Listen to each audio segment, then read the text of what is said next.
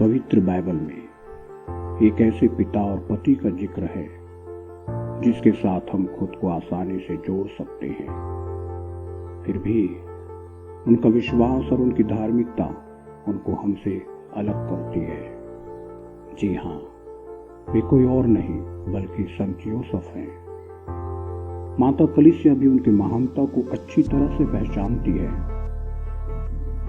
इसलिए सन 1870 को संत पापा पियुस 90 ने उन्हें विश्व कलीसिया का संरक्षक संत घोषित किया और 20 दिसंबर 2020 को इस घोषणा के 150वें वर्षगांठ के अवसर पर संत पापा फ्रांसिस अपने अपोस्टोलिक पत्र पैटरिस कोर्डे, जिसका मतलब है एक पिता के हृदय के साथ, उसमें संत यूसुफ को एक पिता के रूप में याद करते हुए 20 दिसंबर 2020 से 20 दिसंबर 2021 तक संत यूसुफ का वर्ष घोषित किया है। संत यूसुफ ने अपने पिता होने के भाव को प्रेम के लिए एक भेंट के रूप में चढ़ाकर प्रकट किया। उन्होंने अपने प्यार को मसीहा की सेवा में अर्पित कर दिया। वही मसीहा जो एक परिवार में ज्ञान और बुद्धि में बढ़ रहा था।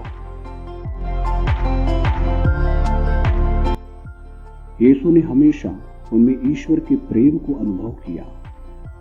संत यूसुफ ईश्वर में एक आज्ञाकारी पिता हैं।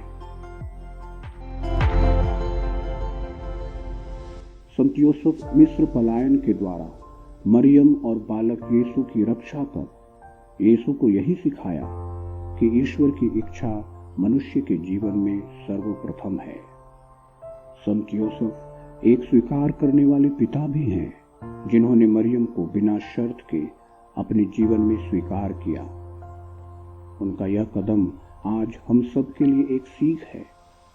जैसे संत पापा फ्रांसिस कहते हैं कि महिलाओं पर आज जो मानसिक और शारीरिक प्रताड़ना होते हैं, इन सब के बीच में हमें मरियम के दूल्हे को अपना आदर्श बनाना है।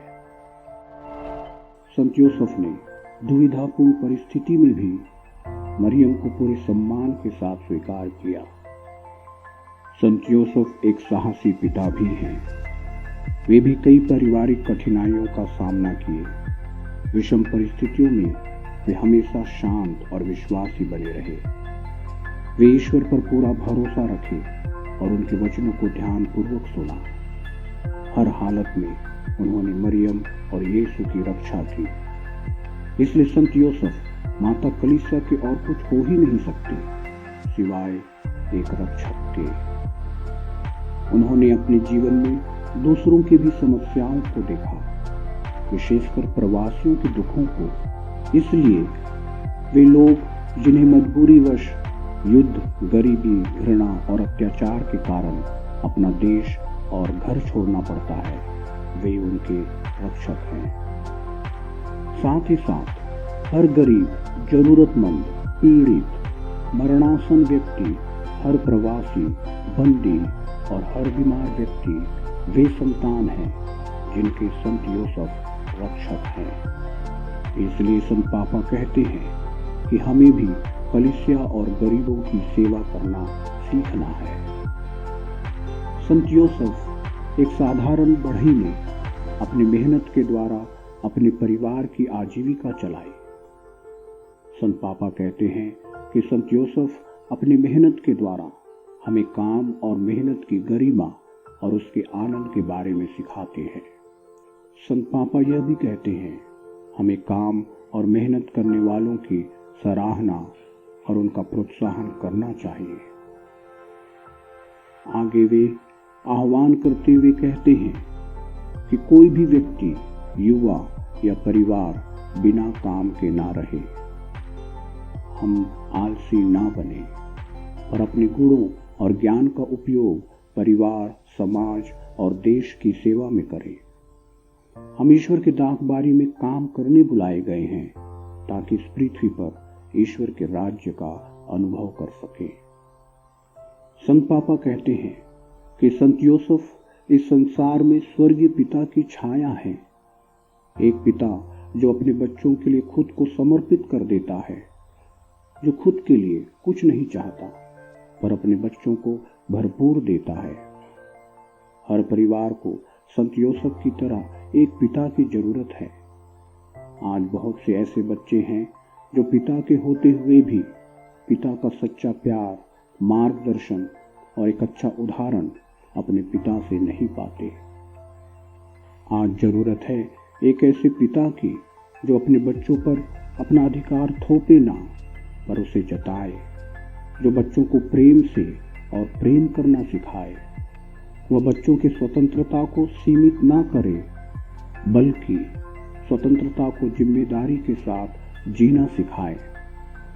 एक पिता जो केवल जीना नहीं पर जीवन के उद्देश्य को जीना सिखाए। संत पापा कहते हैं कि एक पिता पैदा नहीं होता बल्कि बनता है। एक व्यक्ति एक बच्चे को संसार में लाकर पिता नहीं बन सकता बल्कि उस बच्चे की जिम्मेदारी को उठाकर एक पिता बनता है। कोई केवल बच्चों की जरूरतों को पूरा कर एक अच्छा पिता नहीं बन जाता बल्कि अपने बच्चों को जीवन के सही मूल्यों को देकर एक अच्छा पिता बनता है। आज हर पिता संत योसेफ को देखकर यह याद रखे कि वह अपने बच्चों के लिए स्वर्ग पिता की छाया है।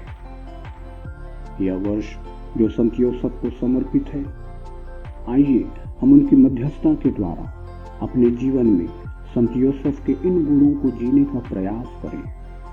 संत योसेफ भी हमारी ही तरह एक साधारण व्यक्ति थे, पर ईश्वर पर उनका विश्वास और उनकी धार्मिकता उन्हें साधारण से महान बनाती है। उन्होंने हमें मार्ग दिखाया है, हम उस मार्ग पर चलना शुरू करें आज और अभी।